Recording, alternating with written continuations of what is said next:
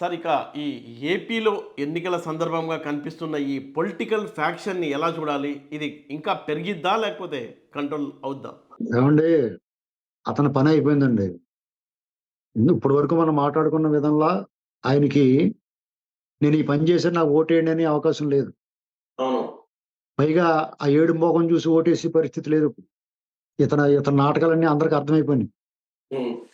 ఇంతంత లాభం లేదు. ఇదంతా దొంగ ఏడుపురా బాబు ఇదంతానే ఆళ్ళ బాబాయిని చంపేసి బుడిబుడి దుఃఖాలు తీసాడు. ఈడిని నమ్మకూడదురా బాబు అనుకుంటున్నారు జనం. ఇక వేరే దారేముంది డబ్బు, మద్యం పంపిణీ, ఇలా అరాచకం. ఈ మూడాట్ల మీద లా అండ్ ఆర్డర్ ప్రాబ్లమ్ సృష్టించి గెలవాలని ఈ ఈ ఈ దారులు తప్ప ఆడికి వేరే దారి లేదు. అవును. దాన్ని ఎలక్షన్ కమిషన్ ఎంతవరకు కంట్రోల్ చేస్తదో చూడాలి. ఒకవేళ అవును. ఎలక్షన్ కమిషన్ పూర్తి స్థాయిలో కంట్రోల్ చేయలేతే ప్రజలే మేలుకోవాలి. అవును. అల్టిమేట్‌గా ప్రజలు తిరగబడి రోజొస్తే అవతలోడు ఎంత గొప్పవాడైనా తోక ముడవాల్సిందే. ఇప్పుడు మాచర్ల సంఘటనను ఎలా చూడాలంటారు? ఏదండి? మాచర్లలో జరిగిన సంఘటన గొంతు కోయటం అక్కడ. ఇప్పుడు మాచర్లలో జరిగిన కారు తగలబెట్టినా, లేపోతే మునీర్‌ని చంపేసినా, నిన్న కడప ఆ రెడ్డమ్మ గారిని అడ్డుకున్నా, ఏం చేసినా ఇది అరాచకం. పోలీసులు ఇంకా సిగ్గు, శరం, మానం, మర్యాద లేకుండా డబ్బులు కక్కుర్తిపడి జగన్‌మోహన్ రెడ్డి బూట్లు లాగుతున్నారు చాలామంది. వాళ్ళు అర్జెంట్‌గా పని మానేసుకోవాలి. చట్టానికి లోబడి పనిచేయాలి. నిష్పక్షపాతంగా పనిచేయాలి. లేదంటే దాని ఫలితం చాలా దారుణంగా ఉంటది. వాళ్ళకి కుటుంబాలున్నాయి అది గుర్తుపెట్టుకోవాలి. హ్మ్.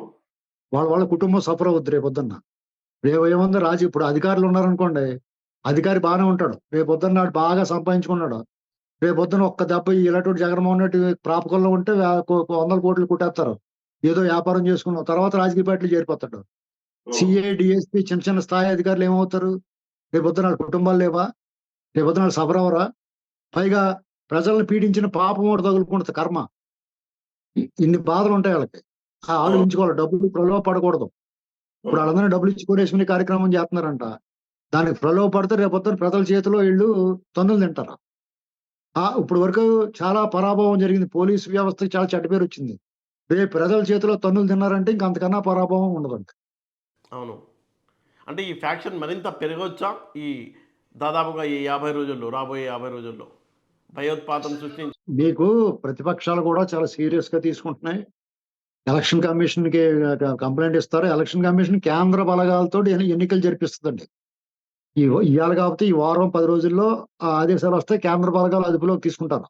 కేంద్ర బలాల అదుపులో తీసుకుంటే నోరు మూసుకొని ఈళ్ళకిచ్చిన డబ్బులన్నీ వేస్ట్ అయిపోతాయి. వైసీపీ వోళ్ళు ఈళ్ళకేమైనా డబ్బులిచ్చి కొనుక్కున్నా గాని అదన్నీ వేస్ట్ అయిపోతాయి. అవును. దాని బదులు వాళ్ళు సిన్సియర్‌గా పనిచేస్తే రేపొద్దున ఆత్మతృప్తి ఉంటది. సిన్సియర్‌గా పనిచేసాంరా బాబు అని. హ్మ్. హ్మ్. లేదంటే కేంద్ర బలగాల అదుపులో ఉంటది. ఇలాంటి పోలీసులు ఓవర్ యాక్షన్ చేస్తే ప్రజల చేతిలో తన్నులు తింటారు. అవును.